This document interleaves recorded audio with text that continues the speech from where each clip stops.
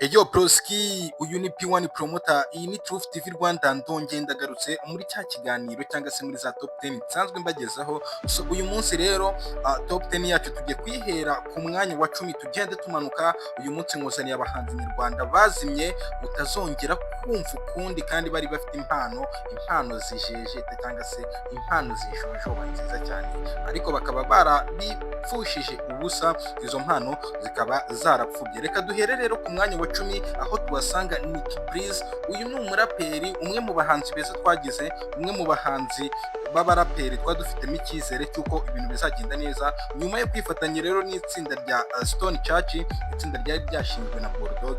Nyuma yaho iri tsinda ryaje gusenyuka, uyu Nick Breeze turamubura. Nyuma yaho ngaho rwose twahise tumubura irengero, akaba ari zimwe mu mpano rero zapfuye Nick Breeze ku mwanya wa 10. Ku mwanya wa 9 turasanga ngo bita Neji